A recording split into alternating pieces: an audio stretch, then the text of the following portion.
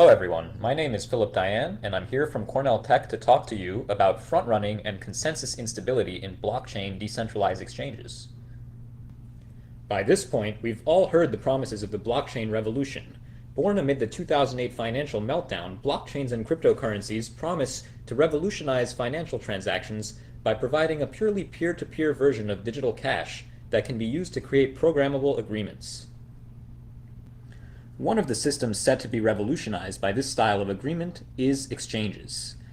Traditionally, when parties wish to exchange assets, they go to a centralized clearinghouse such as the New York Stock Exchange that promises to execute their trades in order and fairly. Using a blockchain, you can replace this centralized operator with a smart contract or program that executes on the blockchain. This promises to be fairer and more transparent, with no centralized third-party operator required and less potential for such operators to abscond with user funds. So what would such an exchange look like in practice? Consider here Alice and Bob coming together on the Ethereum blockchain, with Alice in possession of one ETH token and Bob in possession of one BBT, or Bob's Bubble token. To signal her intent to trade, Alice posts a cryptographically signed order to an off-chain server. Once this order is posted, Bob can simply see this intent to trade and take this data to the blockchain, providing the funds required for the other side of the trade and completing an atomic swap between Alice and Bob, where Alice is credited her tokens and Bob is credited his ether. After this transaction is confirmed and executed on the blockchain, Alice has her Bob's Bubble token balance and Bob has his ether. This seems great. It can achieve the trust and exchange blockchains are designed for, prevent assets from being stolen by any operator by requiring all swaps to be atomic or all or nothing. It's accessible to everyone because no permissioned access control is required on who can see orders or post data to the blockchain. It's transparent because everyone can see what orders are executed. But is it fair? Consider the scenario where Alice makes a typo and accidentally offers 10 ETH for her Bob's Bubble token, way too high of a price. Normally, what you would expect during the operation of such a trade is Alice to notice this mistake and immediately go to the DEX contract, asking to cancel the transaction. If this transaction is successfully canceled, Bob can then not execute the transaction against the DEX contract.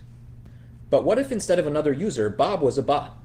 Well, then Bob could immediately notice Alice's typo and offer to pay more money in transaction fees than she does for her cancellation, which must be posted to the blockchain to impact the DEX contract. By offering to pay more transaction fees than Alice, Bob gets his transaction in first and manages to scoop up Alice's typo before she can correct it with a cancellation, profiting off of Alice's mistake. Unfortunately, Bob is not alone in this. What we will show in this talk is that a whole ecosystem of bots like Bob compete on the blockchain, bidding up transaction fees in order to attempt to exploit and front-run inefficiencies in decentralized markets and profit from users like Alice. However, typos are just one possible source of arbitrage opportunities and bot revenue. In this work, we consider any trade that is called a pure revenue trade. Those are trades in which bots profit in every single asset that's traded in the transaction. Another source of pure revenue trades is shown here. If one decentralized exchange has multiple orders that cross in the order book, so that one order is offering to buy something at a higher price than the other order is offering to sell it, bots can actually compose multiple orders from the same or from different decentralized exchanges into a single transaction and execute this transaction atomically, so that if any trade in this transaction fails, the entire transaction is reverted. This characteristic is unique to blockchains and differentiates blockchain arbitrage from Wall Street arbitrage, in which all transactions and trades execute probabilistically. On the left is one example of such a pure revenue transaction. In this transaction, a bot completes two trades on the decentralized exchange token store, labeled here as trade 1 and 2. In the first trade, the bot sells ETH to obtain free coin at a rate of 1.09 times 10 to the 9th free coin per ETH. In the second trade, some user is looking to sell ETH to acquire free coin at a rate of 1.66 times 10 to the 8th free coin per ETH. This likely represents a typo, as it is a price that's an order of magnitude higher. As you can see here, by executing both of these typo trades atomically, the bot is able to make a profit of 0.79 ETH and 500,000 free, profiting in every traded asset. This is because blockchain exchanges do not feature automatic settlement of cross transactions, as centralized exchanges do, and therefore allow bots on-chain to take transactions at any price. On the right, we show some measurements of this pure revenue marketplace over time in 2018 and 2019, showing a sustained availability of pure revenue opportunities of about 10,000 US dollars per day, a conservative lower bound that we measured. These atomic transactions are not just limited to 2 DEX trades. Oftentimes, these arbitrage bots compose multiple, sometimes up to even 5 or 6 DEX trades into a single transaction and execute them atomically, profiting in every single traded asset. Our analysis of these markets is not purely theoretical.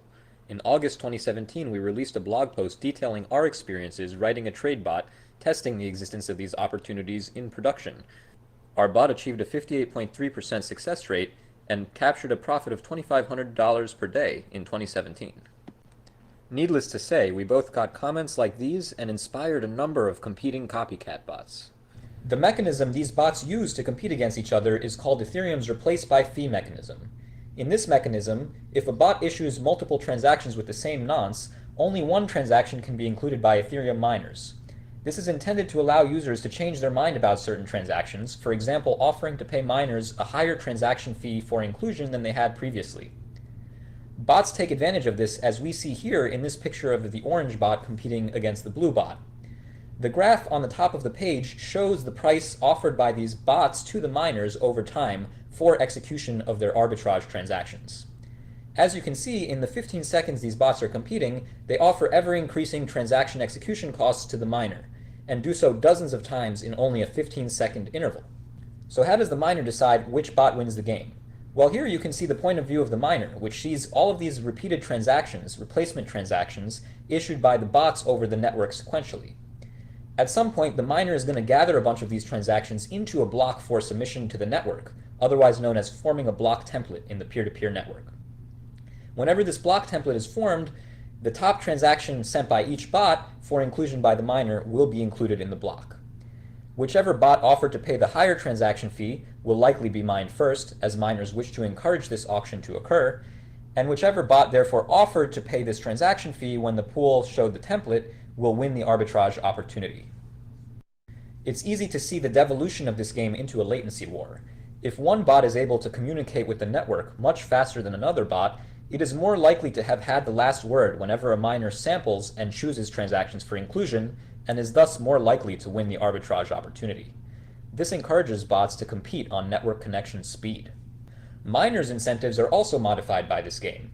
If a miner takes too long between when it gathers transactions for inclusion into a block and when it finds a proof-of-work solution on the network creating a valid block, it is leaving on the table all of the profit it could have obtained by sampling later transactions sent by these bots and therefore obtaining higher transaction fees and gas prices. This incentivizes the miner to constantly be refreshing the bundles of transactions on which they are attempting to find a proof-of-work solution, sometimes to absurd extents of even millisecond levels or below. To see these auction dynamics, however, we had to deploy extensive measurement infrastructure consisting of 6 highly peered Ethereum nodes, tens of thousands of dollars of AWS credit, and over 1 billion observations on bot behavior across the network, as the vast majority of this data is never written to the chain and is discarded by the network.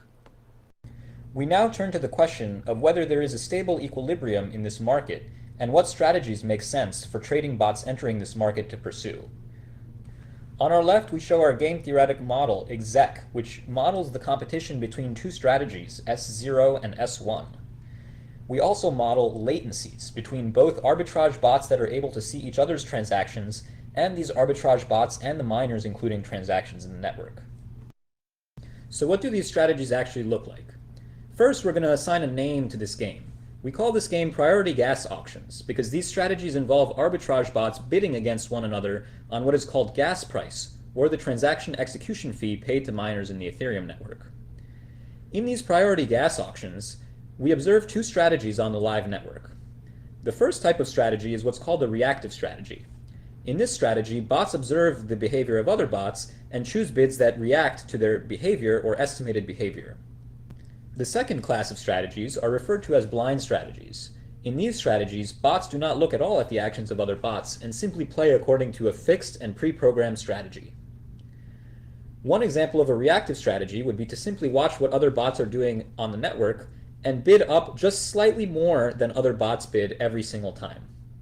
If your internet connection is faster than these other bots, it is likely that when miners sample transactions, your transaction will be the last transaction issued to the miner and will thereby have the highest price, winning you the auction. It might, on the other hand, make sense to use a blind strategy if bots expect their latency to other bots to be high. If your latency to other bots is high, then bots may only be able to react to other bots' transactions after these transactions are already stale. Essentially, reactive bots may always be one step behind the competition because they simply can't see transactions on the network fast enough. However, when we perform the game theoretic analysis of these strategies in our model, we show that neither strategy leads to a stable equilibrium over time. Instead, we find a stable equilibrium in what we call a grim trigger strategy, which is a hybrid of both reactive and blind strategies. In this strategy, bots cooperate to try to reduce the amount of money that the miner will make off of each one of them. They do so by playing with a blind strategy in which they continuously simply raise their previous bid by the minimum raise amount, or the minimum increment they can add to their previous bid on the network. The reason they do this is because by raising anything more than the minimum amount, they will quickly bid each other up, raising the price of the auction and directing money to miners. To keep the price of the auctions low, the bots form an unofficial equilibrium in which they both play according to their own incentives and bid the auction up as little as possible. Of course, this strategy doesn't work if other bots are willing to come in and simply bid the auction up, which is why we call this strategy the grim trigger strategy, because it adds one more contingency. If bots notice that their strategy of blindly simply bidding the minimum amount each time is not effective and other bots on the network are outbidding them, they deploy a nuclear option in which they raise the price of the auction so high that the auction becomes unprofitable for every bot in the network. By keeping this nuclear option in their back pocket, they discourage other bots from bidding anything more than the minimum bid amount and taking profit out of the game. In doing so, bots on the network actually unofficially cooperate, not in any coordinated way, but just simply because their incentives line up such that it's more profitable for them to do so. This cooperation is at the expense of the miner, who sees lower transaction fees on the network than they otherwise would if they were taking these arbitrage opportunities themselves. This graph shows our calculated profitability of another bot deciding to play against a grim trigger strategy in a variety of ways. The green and blue curves show the expected profit of a bot that chooses to cooperate and raise their bids by the minimum amount. As you can see, for the vast majority of the auction, this profit remains positive in expectation for an arbitrage opportunity of $1, as we assume here. If a bot instead chooses to deviate, represented here by the yellow and the red curves, its profit is negative for the majority of the auction because it is highly likely that the other bot will be able to notice this deviation and respond by deploying the grim trigger nuclear option. Note that deviation is profitable for a small regime. This is if the delay in the network is high, shown here by the yellow curve where the delay is 3 seconds, and the bot that deploys the nuclear option, grim trigger strategy, does not have time to react to the deviation. Because the delays we observe in the real network are relatively small, it is generally the case that cooperation is much more profitable than deviation. And with real parameters, we actually observe an equilibrium around cooperation in a grim trigger regime. What's really exciting about this is that this equilibrium is not purely theoretical. Here we show the median amount bots tend to raise over their previous bid, or the percentage of fee they offer to pay over the previous fee they offered to pay with each new bid in an auction on average. The red dotted line shows the minimum raise in one Ethereum client, and the green dotted line shows the minimum raise in another. This minimum raise is the minimum amount these Ethereum clients will allow a transaction to increase its fee by in order to relay this transaction across the network.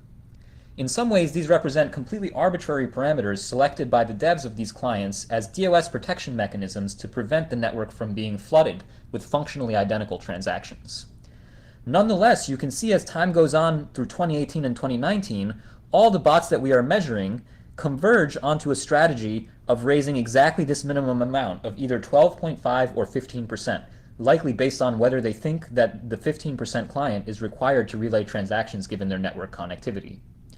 It's very rare to see results in the real world like this converging perfectly on a game theoretic model, especially when the game is so unusual, being imperfect information and continuous time, representing a partial all-pay auction where even the loser has to pay some fees for attempted execution, and occurring with a probabilistic duration, with the game ending whenever some miner in the network finds a block.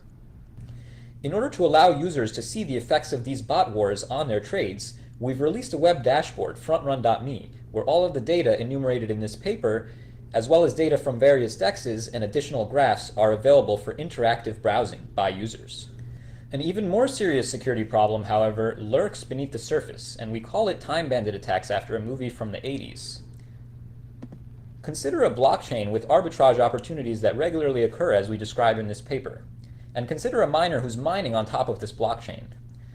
Normally, a miner should be incentivized to mine on the most recent block it's seen. However, in a time bandit attack, a miner is instead incentivized to rewind the blockchain, attempting a 51% attack in which it steals all of the arbitrage profits of previous bots that have profited off users in the manner we describe. It can then use the profits from these arbitrage attacks to subsidize its own 51% attacks, potentially paying for hash rate rentals from the cloud out of these profits and destabilizing the whole blockchain. This is not just a theoretical threat. Our data shows that this is a major consensus threat to Ethereum today, with many blocks on the network containing arbitrage opportunities that are orders of magnitude higher than the combination of block rewards and transaction fees normally paid to miners for the production of such a block. When a new miner attempts to mine on top of this block, of course it will be incentivized to fork away from this block and redirect these profits to itself, even if its success probability is low. This is because the profits to be made are just so massive. So, this ecosystem of bots and arbitrage we describe is not just a threat to users of decentralized exchanges, but to users of any smart contract on the blockchain. That's because these arbitrage profits represent what we call miner extractable value, or value that a miner is able to redirect to themselves if they rewrite the past order of transactions in a blockchain. This miner extractable value can come from many sources, but in general has the effect of destabilizing network consensus by incentivizing miners to fork each other's blocks to claim this profit. We observe that the volume on decentralized exchanges is much higher than the cost of a 51% attack, $1.2 billion versus $56 million US dollars, assuming perfect access to rental hardware. That makes this an extremely realistic threat to Ethereum today. To learn more, please read our paper, Flashboys 2.0, or visit us at initc3.org, where you can read more about our cryptocurrency initiative.